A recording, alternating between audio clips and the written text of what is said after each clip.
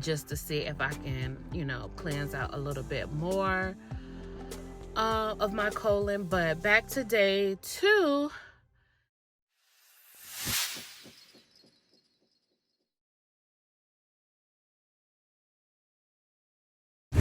Hey guys, this is Tico with Tico's Fat Free Journey.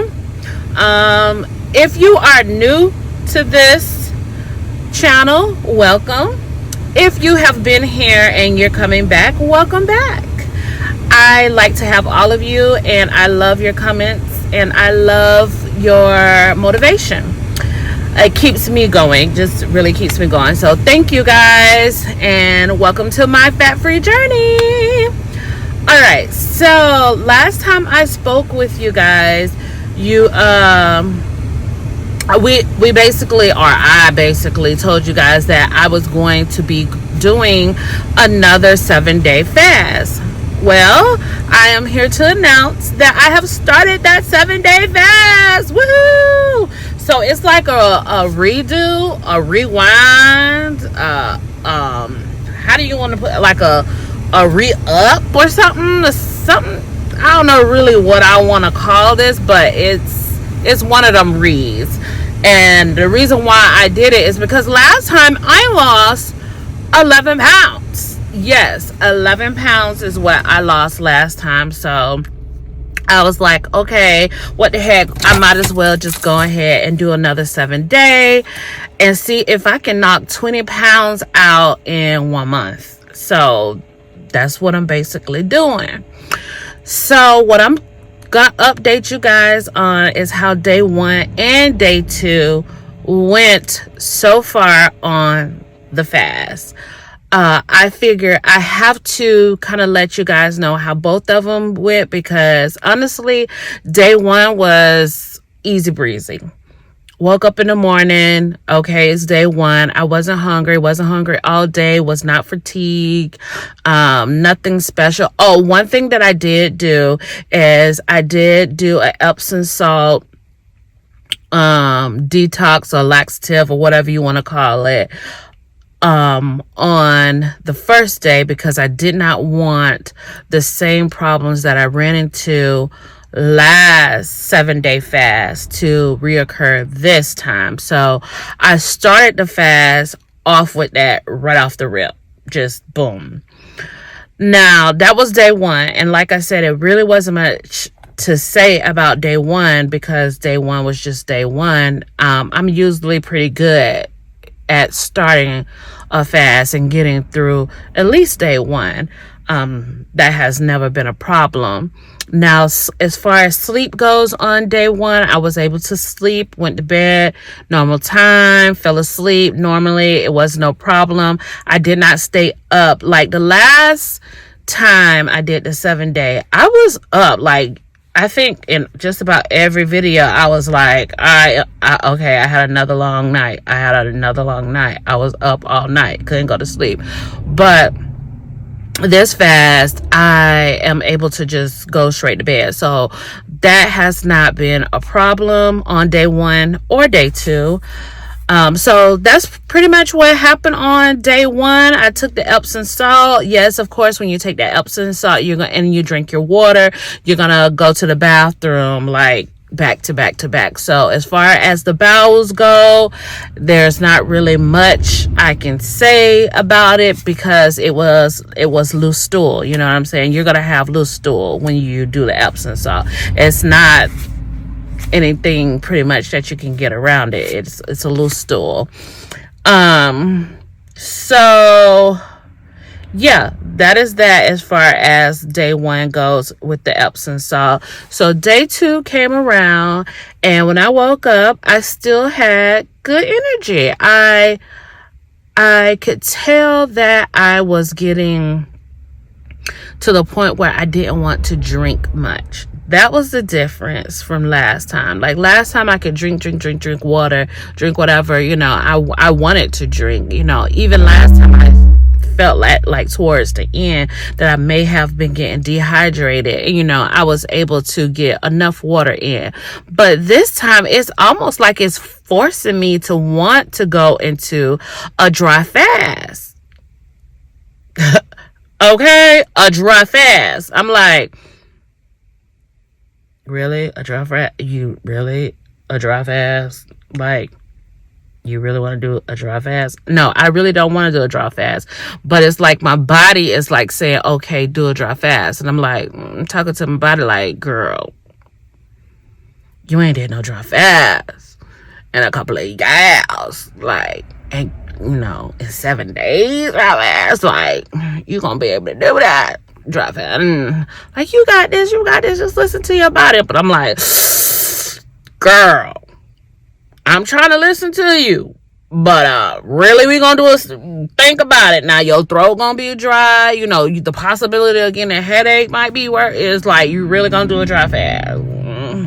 So with that being said, I couldn't get too much water down like I usually do. So not to say that I didn't get any water down, but I got less than what I usually drink as far as water intake goes. So I wasn't able on day 2 to get my gallon of water in, but it is what it is, right? I'm just trying to listen to my body. At least that's what I'm telling myself right now. Now, if people that want to do a dry fast, I'm not saying that a dry fast is not possible. I have done dry fasts in the past before. I've even done fasts where maybe the first day I did dry and then the other days I didn't. So there's nothing wrong with a dry fast. I just don't know, as far as I go, how long I could take a dry fast. I think the most that I can possibly take with a dry fast without getting dehydrated and overwhelmed is maybe 3 days. But then again, I don't know, because I haven't done it in a very, very long, a dry fast I have not done in a very, very long time. Even for religious, I have not done it in a very long time. I done fast, but I have not done a dry fast in a very long time. And the way my body's set up right now, I just don't know if I would be able to do a dry fast any longer than 3 days. But I could be wrong. We'll see. We'll see how this goes.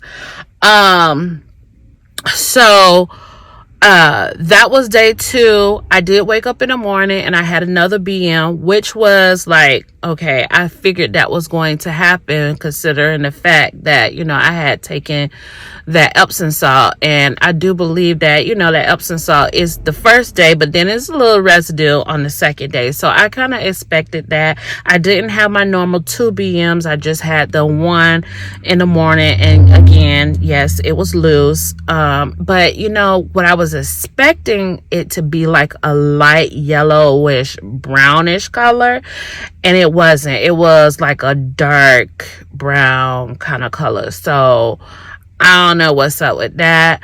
I may do another Epsom salt maybe on day 5 or 6, just to see if I can, cleanse out a little bit more of my colon. But back to day 2.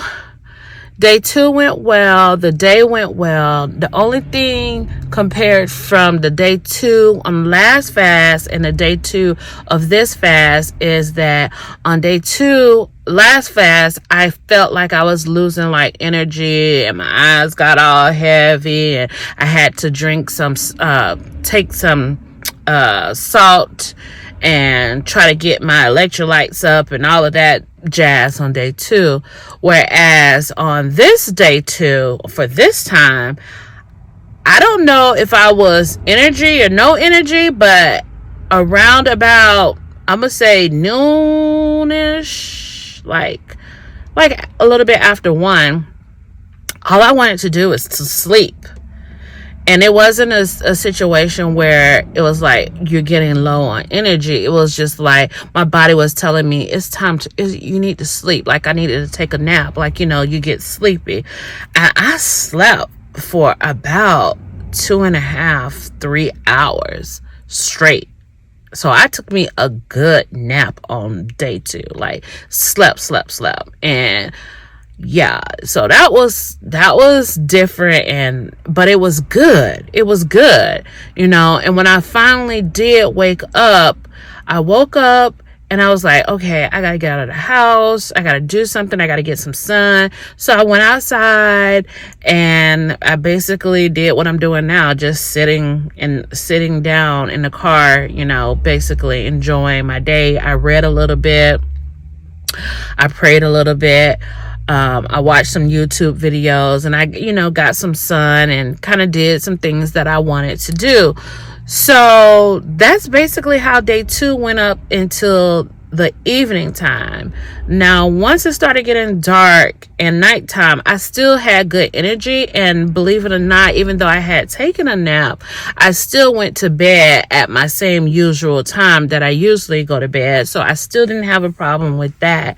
However, something different happened where I was just chilling, minding my business, and all of a sudden I felt like a gush at the vajayjay, like, when your menstrual coming on, and I'm like, that's different. Because mind you, just to remind you, is I had already had my menstrual last 7 days. It kicked on, and I had went through that, and I had just wrapped up this whole menstrual thing. Like, I'm like, good. You get what I'm saying? I'm like, I'm good. I had mine. It was and granted, the time that I had it then was around about the time that I usually have it. And if this is too much information for you, if this TMI, if you can't handle it, if you got kids around or whatever, blase, swaze, I suggest you kind of back on out the room, because I'm just telling you how it was for me, and I just want to let everybody know that you may have these, you may experience this. And yeah, so anywho, I went to the bathroom, and it was my menstrual had came on. My cycle had kick-started again. I'm like, whoa, what's going on with this? What's really going on with this? So I got to do a little bit more research. Now, I do know that fasting, they say you have to do it differently for women. However, I don't think my fast is that extreme, since I'm doing 7 days, 3 days off.